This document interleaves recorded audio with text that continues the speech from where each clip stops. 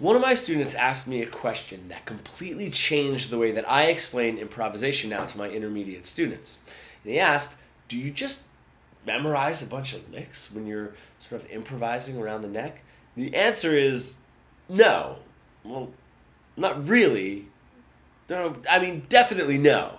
All right, let me explain to you what I explained to him that helped his guitar soloing right away. If you don't know, my name is Ryan Gunn. I've been helping guitar players for over 20 years to really bridge the gap between their creative ideas, what they're able to play, becoming fully fretboard fluent. If you would, hit the subscribe and bell notification to get more videos on how to make your guitar playing better. All right, when we're jumping into this, when you're memorizing, it's a great start, right, to memorize these licks. But eventually, you stop memorizing and you become fluent.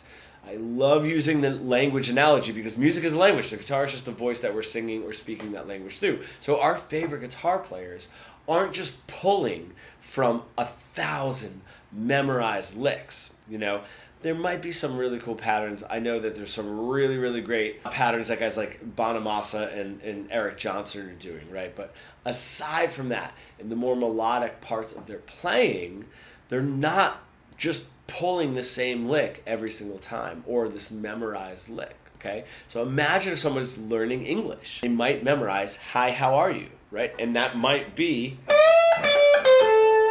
cool, okay, that's my simple lick, okay?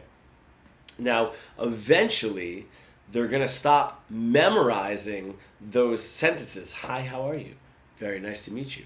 Where's the bathroom? You know, and they're just gonna know English. And if that's the case, the way that that person would greet their grandmother, their girlfriend, their best friend, their drinking buddy, somebody that they haven't seen for 20 years, every single one of those greetings is going to be different, right? Not because you memorized 10 or 12 or 15 different ways to say that greeting. It's because you're fluent now. You don't have to memorize those things. That's what's happening on the guitar. So if I play that really simple lick, it's probably going to sound something like this at first. Right? Really, really basic. Now I can take that, if I were to play,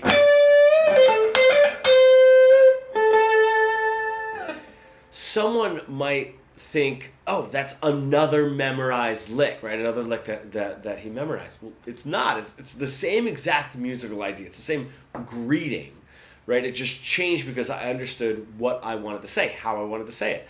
I don't have to say, hi, how are you every single time. That's not the way that I would greet my mom. You know, I'd say it much differently. So that's where we first memorize, and then we can change it.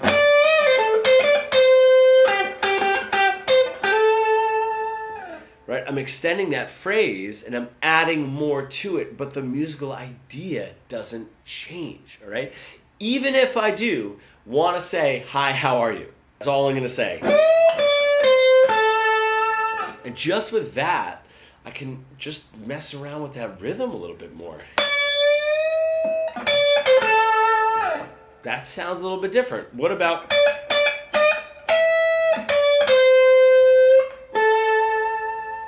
All right, I'm not changing that much, right? A little bit of a lead into that first note, but the succession of notes is going to be the same.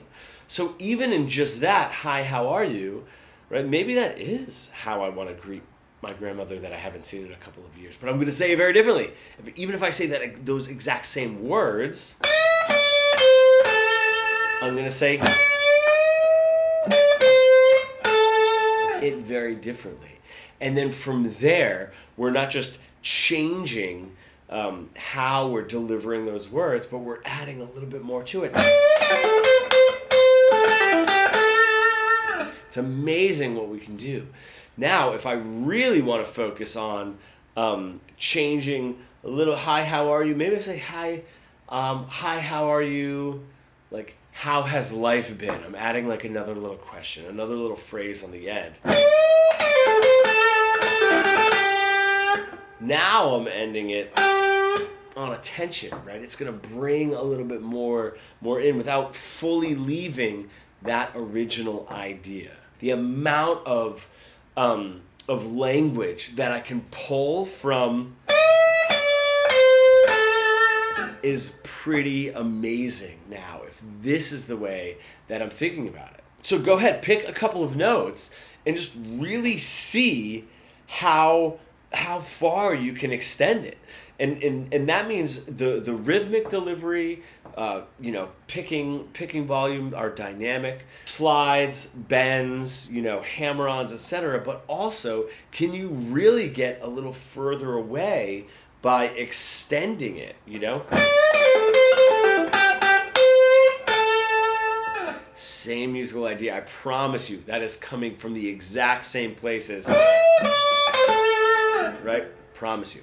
So, and here's where it gets really interesting, is if somebody were to ask, like, well, why can't I play this lick everywhere, in every single song? Right? Because the language has context, just like we were talking about. Grandmother, drinking buddy, So in certain things are going to need to change, right? Not being played the same way. Tempo is going to change that conversation. The chord progression is going to change that conversation. Maybe if I go into that 4 chord, I want to hit that natural 6 to give me that 4 chord, that chord progression. The style is going to change, right? The dynamic, whether that's like going to be the pinnacle of your guitar solo or you're just starting or wherever it is in the story that you're telling. So the lick is never wrong. The phrase is never wrong. It just might be wrong. That sentence might be wrong for that particular part of the conversation. And that's the best part about feeding off of what it is that you're saying, the story that you're telling, and pulling really, really well into what's happening in the rhythm section.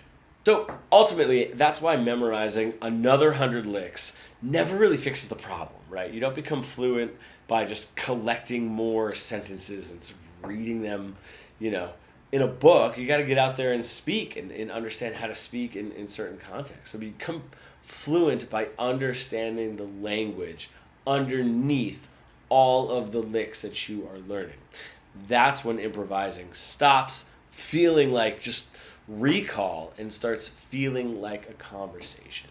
So I have a free training if you want to check it out. It's 3 steps to full fretboard fluency. So it maps out my way of teaching my students how to become fluent on the guitar. That free training is in the description and in the first comment. I really appreciate you staying till the end of the video, and I will see you in the next one.